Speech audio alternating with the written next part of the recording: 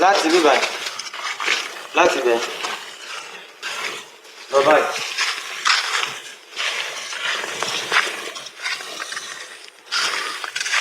Lọ báyìí.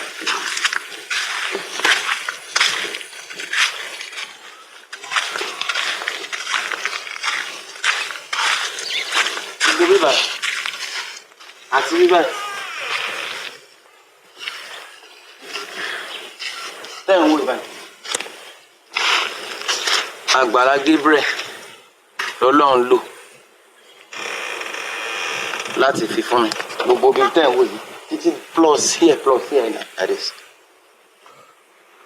A sì ti kówó ilé mi fún mi. Àlàáfíà ni mo sìn wà. Kò sí problem kankan. There was a time wọ́n kọjá ní was in our last week. Wọ́n kọjá wọ́n ní Mr. Bano sọ mo ní dáàdì mo jáde dáàdì ẹ̀ka àròsà wọ́n ní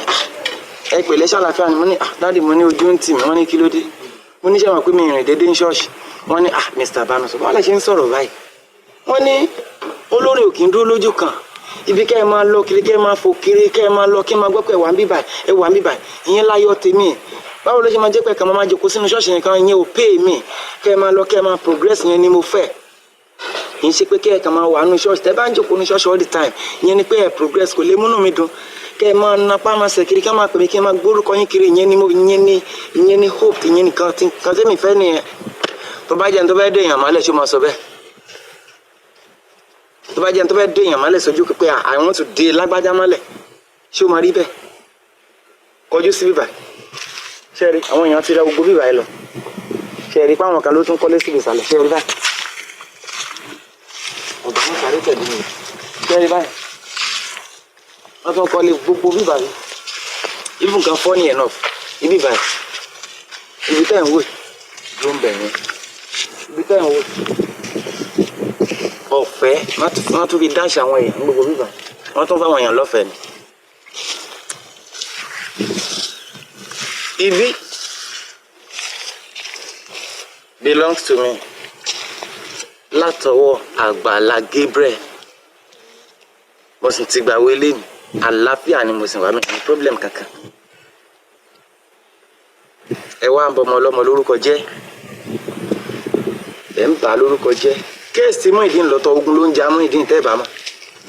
ogun tó lágbára ló ń jà Muyideen Ọlọ́run á bá ṣẹ́gun ẹ kàn ń bà á lórúkọ jẹ́ gbogbo nǹkan tí thank God ọmọ ọlọ́mọ kò kúkú dá yín lóhùn before all these things started gbogbo ariwo tẹ́ ẹ̀ pa gbogbo awuyewuye tó ń lọ ní online kó tó di pé ó bẹ̀rẹ̀ follow Baba Ajíbóyè 850 something nísìn torí pé ẹ pariwo ẹ ó mà ti lé ní 1 million and I'm telling you Ọlọ́run á fún yín lórí ọ̀fẹ́ kẹ́ ẹ túbọ̀ wọn pariwo yẹn sí so that between now and next month followers wọn á ti wọ 2 million ẹ̀yin ẹ̀ka máa padà sẹ́yìn tí kòkú jọ mí lójú ṣe mọ̀ pé tí babaláwo bá fẹ́ tú ẹnìkan sílẹ̀ bóyá ẹni tí àwọn ayé ti dè ayé ò ní dè mí àtẹ̀yìn tí babaláwo bá fẹ́ tú ẹnìkan tán ti dè tó bá fẹ́ tú sílẹ̀ tó bá ti wá gbàdúrà sí tó ti ṣàwọn kan tó ń ṣe yẹn ó lè wọlé agbára láti béèrè gbèsè tóun ó gbé tó bá ti wá wọlé agbára àwọn yèèyé ò wọ́n wá yọ sí lágbájá olúwo iṣẹ́ yìí ó gbọ́dọ̀ dáwọ́lé o ẹ̀rù bàbá babaláwo lè torí ẹ̀ kó mọ̀ dáwọ́lé ṣẹ́yìn torí pé àwọn ìyá wọn fẹ́ kí ẹni ẹ̀ kó di títú sílẹ̀ àmọ́ ṣe rí arákùnrin yìí àtàwọn táyé ti dé o àtàwọn tó fọwọ́ ara wọn fà á o gbogbo wọn pátápátá Ọlọ́run lo Adémọ́lá fún láti tú sílẹ̀ bọ̀ torí pé ẹ̀yin ò lágbára láti jábọ́ tí ẹ̀ sì lè rí i jábọ́ ẹ̀ wá mọ ọ̀nà ẹ̀ lágbára láti mú ẹ̀ sì lè rí i mú lórúkọ Jésù ẹ̀ wá máa ń tẹ́ ẹ lè lò ńlẹ̀ fi ń gbìyànjú pé kó lè jábọ́ bọ̀ tó bá jẹ́ pé òun ń ṣe òkùnkùn ni tó bá jẹ́ pé òun ń ṣe òkùnkùn yes ẹ ti rí mú bọ̀ torí pé mo fi ọwọ́ mẹ́wẹ̀ẹ̀wá sọ̀yà pé ìmọ́lẹ̀ báyìí ni bàbá yẹn dáhà sọ pé ẹ̀ mú àmúbọ́ọ̀lì lórí àwọn tí Adémọ́lá ń tú sílẹ̀ tí Ọlọ́run ń lo Adémọ́lá láti tú sílẹ̀ àwọn tọ́lọ́run ń lò fún yẹn ẹ̀yin lẹ dè wọ́n so torí pọ́n ti ń di títú sílẹ̀ báyìí lẹ́yìn fi wá ń bínú tí understand gbogbo ẹ̀yin tẹ́ ń jà tẹ́ ń pariwo pé ẹ o igbá o àwo kìnnìkan o tẹ́ ń bí tẹ́ ń sọ pé iṣẹ́ ìrànlọ́wọ́ ìgbédìde lẹ́ni yìí ń ṣe tẹ́ ń bínú ẹ̀yin lẹ dè àwọn yẹn mọ́lẹ̀ bọ̀wọ̀ torí pé Adémọ́lá ti wá ń tú wọn sílẹ̀ ní ìsìnlẹ̀ yìí fi wá ń bínú ẹ̀yin náà máa wọnú ìdè kì í ṣèpè ọ̀rọ̀ Bíbélì ni ó ní kí gbogbo àwọn ọ̀tá wa ká ṣe kí ni ká wọnú ìdè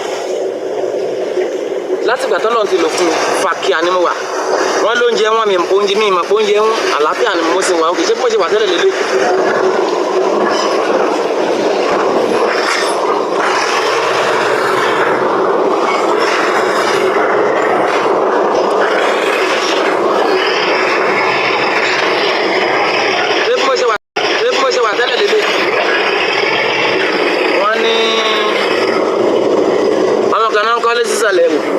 Drop yanrìn lélẹ̀ wọ́n ní ológun dúdú sọ pé àwọn ọmọ bàbá súlè súlè bèbè wọ́n sọ pé igbá àwo pé wọn kò wẹlé those guys wọ́n máa ń wá sí ìgbà ẹ̀rọ mi ẹ káàárọ̀ wọ́n dẹ̀ máa ń bá mi sọ̀rọ̀ àmọ́ sọ̀rọ̀ dára màá lọ sọ́dọ̀ wọn màá bá wọn ṣeré wọn in fact àti dọ́kúmẹ̀ntì ilé àti gbogbo ẹ̀ náà ti kó fún wọn ìjà kankan ò ṣẹlẹ̀ everybody is in peace we are enjoying we are feeling fine kò dẹ̀ ní anybody lára rárá so gbogbo ẹ̀yin tẹ́ ń bàjẹ́ Ọlọ́run á bà yín jẹ́ Ọlọ́run ń lo bàbá yín láti gbé àwọn èèyàn dìde ẹ̀yin wá ń gbìyànjú pé kóun jábọ́ ẹ̀yin lẹ máa jábọ́ kì í ṣèpè Ọlọ́run ní pé káwọn ọ̀tá wa jábọ́ kó o kàn lé kọ́ ẹ̀ kó máa mẹ́sìn you are an evangelist you need to curse my curse go to Psalm 109 I will curse don't come and preach to me mi ò fẹ́ gbọ́ rárá lọ sínú Bíbélì èpè pọ̀ ní Psalm 109 ó pọ̀ ní Psalm 35 Ọlọ́run ní ká máa bu èpè jó yín ní gbogbo ẹ̀yin olórí burúkú tẹ̀ ń ṣe rádaràdà kiri tẹ̀ ń bọ́ ọmọ ọlọ́mọ jẹ́ tí ò lè sí nǹkan tó ṣe tí ìbáṣepọ̀ Ọlọ́run ló máa yẹn fún mi jágajàga láyé mi orí ọ̀kadà ni ìbá ṣe wà báyìí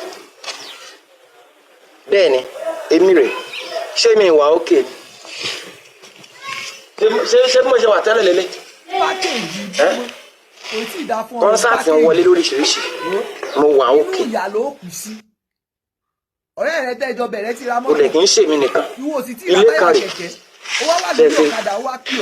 ilé kan rè pápá síbí báyìí fún bàbá àgbàlagbà àti ìyá àtọmọ mẹ́fà tí wọ́n ní nǹkan kan ìwọ́n wá ń pariwo ẹ̀ ń ṣe làwùlàwù ẹ̀ kàn bọ́ ọmọ ọlọ́mọ jẹ́ kiri gbogbo ẹ̀yin tẹ́ ń ba bàbá yẹn jẹ́ Ọlọ́run máa bà yín jẹ́ ẹ̀ ní rí aláàánú mo ṣe eyín from Psalm 109 ó ní kí ọmọ kan má ṣe pàdé aláàánú sí òkú sí nǹkan tó fẹ́ sọ. bàbá ológun dúdú àbí kí lorúkọ ẹ bàbá ṣé ológun dúdú tá ń sọ̀rọ̀ dáadáa bàbá àgbàlagbà ní ẹ stop gbogbo nonsense tẹ́ ń ṣe yìí gbogbo ẹni tẹ́ ń pàdé mọ́lá tẹ́ fi ń build followers tẹ́ fi ń ṣe gbá tẹ́ fi ń ṣàwọ̀ tẹ́ bá build followers látara pé tẹ́ báyàn jẹ́ Ọlọ́run á jẹ àyín bọ́ tẹ́ bá fi owó ìbàjẹ́ yẹn bóyá ẹ báyàn jẹ́ ń sìn ẹ wá fi make followers ẹ wá pawó gbogbo ohun tẹ́ ẹ bá fowó yẹn ṣe yóò padà bàjẹ́ náà ní màá yín lórí torí pé ẹ fi báyàn jẹ́ láti fi lówó lọ́wọ́ ni. mi ní sọ jù bẹ́ẹ̀ lọ àlàáfíà everybody wà o àlàáfíà ni mo wà wọ́n yìí ní kí ẹ lọ kìlọ̀ fún dada kẹ́ẹ̀dẹ̀ gbàdúrà fún ogun tó ń jà kó bọ́ kó nù ogun kò sẹ́yìn bàtú ní problem bíbá yìí o ẹ wo ibi báyìí ẹ wo piece of land ṣẹ́ẹ̀rì ẹ ti lọ báyìí this is a piece of land ṣẹ́ẹ̀rì àwọn ọmọ mi ló gbin àgbàdo sí bíbá àwọn ọmọ mi àti ìyàwó mi ṣẹ́ẹ̀rì báyìí àwọn náà gbin àgbàdo sí bíbá ṣé ti rí báyìí. This is a piece of land. Odomini. Yes, I can. Ṣé ẹ ti rí báyìí. Ti dé bí báyìí. Lọ báyìí. Ṣó kéré ni. Tí ẹ̀ bá máa ra bí báyìí ní ìsìn báyìí millions of naira ni. Ní ìta lọ àti ní bí báyìí gan. Because half a plot ní bí báyìí is more than 1 million naira báyìí. Kéèyàn kan wá máa fún yàn lọ́fẹ̀ẹ́. Ẹ̀yin kan wá ń parí èèyàn bẹ́yẹn jẹ́. Piece of land time way. It belongs to me. Báwo ló ṣe jẹ́? Àgbàlá Gabriel fún mi ní half a plot. Lẹ́yìn tán fún mi ní half a plot. ó kàn lọ́jọ́ kan má ṣe pè mí nìyẹn wọ́n ní Mr. Bánú sọ kí n wá bá dọ́dọ̀ wọn wọ́n ní woman kan máa ló pè láti oversee wọ́n máa sọ pé half a plot ò lè tó èmi pé because I'm a married man mo dẹ̀ jó lórí pé àwọn fẹ́ ra another half a plot fún mi mo ní wọ́n ní so wọ́n ní wọ́n dẹ̀ ti sanwó ẹ̀ fáwọn wọ́n ní so wọ́n fẹ́ add another half a plot plus my land ni mo fi ní bíbá Àgbàlá Gabriel gave me half ìgbà yẹn wọ́n half a plot 1 million naira ní bíbá so the woman has to pay another half again for me pay for another half I mean ó wá jẹ́ 1 plot ẹ wò láti bíbá dọ́hùn yẹn láì ná 1 naira ní tí mo fẹ́ fàyọ ni wípé tó bá jẹ́ wípé 419 l'Àgbàlá Gabriel àbí anki panki èèyàn tó ń ṣe báyìí wọn ní sọ fún mi náà he is even the one that gave the woman my number to call me and tell me so later the woman called me Mrs. Ọlá ojú òní tiẹ̀ òní jábọ̀ ibi kíbi tẹ́ bá wà àwọn ọmọ ẹ̀ máa pàdé àánú ni kí ló dé tí Àgbàlá Gabriel ò dé mọ́ra pé sọ pé mọ́mí ẹ má wọlé màá sọ fún Mr. Bánú sọ ó dẹ̀ ti bẹ̀ gbé síbẹ̀ ṣe bá pé Àgbàlá Gabriel wọ́n dẹ̀ sanwó fún èmi ò ní woman yẹn ò rédí àwọn gan náà sọ pé ẹ ti pé Mr. Bánú sọ pé ẹ sọ fún kí ló dé tí mọ́mí ẹ má wọlé màá sọ fún Mr. Bánú ṣẹgbẹ́ ẹ má wọlé kó dẹ̀ tán the woman doesn't even worry ó kàn ṣe tiẹ̀ ni ẹ wọ irú èèyàn bẹ́ẹ̀ lè ń pariwo àwọn kan sọ pé kí ló dé tí ó ń kọ́lé sínú chọ́ọ̀chì ẹjọ́ ṣé chọ́ọ̀chì lélẹ̀ ilé tó lọ báyìí ni ìgbà tán lè fẹ́ bẹ̀rẹ̀ project mi bíbà wọ́n ní Mr. Bánú sọ ṣé inú estate mi lè fẹ́ ilé sí àbí ká lọ ra lẹ̀ fún yín níta ṣé ń gbọ́ wọ́n béèrè lọ́wọ́ mi wọ́n ní ṣé inú estate àwọn táwọn fún mi nílẹ̀ ni mo fẹ́ sí àbí káwọn lọ ra lẹ̀ fún mi níta mo ní dáàdì ẹ wò mo fẹ́ nu estate yín because èmi náà wò pé téèyàn tó bá tún fẹ́ mú lára owó yẹn lọ́ra lẹ̀ ń ta owó ńlá ni ó tún padà jẹ so it's better ká kúkú fún mi nílẹ̀ gbogbo ilẹ̀ tó ń dáṣà àwọn èèyàn ọ̀fẹ́ náà fáwọn èèyàn from his own estate wọ́n sì fowó rà á ní ṣóyè yín náà fi fún mi nílẹ̀ ìgbà táwọn èèyàn tó wá ràn mí lọ́wọ́ tán wọ́n ní Mr. Bánú sọ owó yín lélẹ̀ ṣé kí n transfer owó ìsí yín millions of naira ni wọ́n ní ṣé kí n transfer ìsí yín àbí kí lè fẹ́ fi ṣe kẹ́ ẹ máa kọ́lé yín fúnra yín àbí ẹ fẹ́ lò fún nǹkan míì mo ní dáàdi mo ní mo fẹ́ fi kọ́lé yẹn ni wọ́n ní òkè ẹ jẹ́ kí n transfer ìsí kẹ́ ẹ máa kọ́ fúnra yín èmi fúnra mi mo sọ pé dáàdi ẹ̀yin lẹ máa bá mi kọ́ wọ́n ní rárá wọn takú mo ní ẹ̀yin lẹ máa bá mi kọ́ sẹ̀ fúnra mo fẹ́nu sọ pé mi ìfẹ́ létà pé bíbá ni mo fẹ́ sí fúnra ni mo sọ pé mi ìfẹ́ gba owó yẹn wọ́n fi hàn mí wọ́n láwọn dé máa transfer ẹ̀ sí mi lẹ́yìn tí mo sọ pé ká bá mi kọ́ létà tí mo bẹ̀ wọ́n ẹ̀yìn yẹn náà sọ pé wọ́n yá kí n lọ mú ẹ lọ mú lọ́ọ̀yà wá mo dáadáa jẹ́ kí n lọ lọ́ọ̀yà àtìyín wọ́n ní kí n lọ wá lọ́ọ̀yà wá lọ́dọ̀ látara àtọ̀dọ̀ tèmi létà àwọn ìṣẹ̀ tó wá béèrè lọ́wọ́ mi wípé Mr. Bánú sọ kí lẹ fẹ́ èèlò lẹ fẹ́ kẹ́ fi ṣètò àwọn kankan tẹ́ ń dojúkọ lọ́wọ́lọ́wọ́ this man of God tẹ́ ń wò mo wá ń dáàdì ẹ fún mi níye báyìí nínú owó yẹn wọ́n ẹ̀ṣẹ̀ wá fún mi wọ́n dẹ̀ lo ètò kan wọ́n fi ṣe nǹkan tán wọ́n fi ṣe lé fún mi ìwọ lè sọ pé kéré tí wọ́n parí ẹ̀ ìdí tí wọ́n fi parí ẹ̀ nígbà yẹn ni wípé awuyewuye wà láti pọ̀ ìgbà yẹn náà àwọn wèrè bẹ̀rẹ̀ àṣìṣe kí ní pariwo wọn gbà yẹn sọ pé ìgbà wo wọ́n kọ́lé fáwọn èèyàn wọ́n ṣe gbà wọ́n ṣàwò so àwọn kankan wà ń gbà yẹn tó yẹ kó jẹ́ kí gbogbo nǹkan kó yọ ọlọ́kàn bọ̀ mo dúpẹ́ èmi náà ò dúró Ọlọ́run tí mo ti ṣe mo ti ń ṣe mo lè fẹ́ parí ẹ̀ báyìí so mo fẹ́ gbàdúrà fún gbogbo ẹ̀yin tí ẹ̀ ń dá owó láti fi gbé ìpè Adémọ́lá dìde lórúkọ Jésù gbogbo ọmọ yín pátá ni màá máa gbàdúrà fún iṣu ọmọ ajiná fún yín jẹ. Yorùbá Gbayì TV ẹ máa share ẹ kẹ́dẹ̀ máa subscribe síbẹ̀ toró gbayì púpọ̀.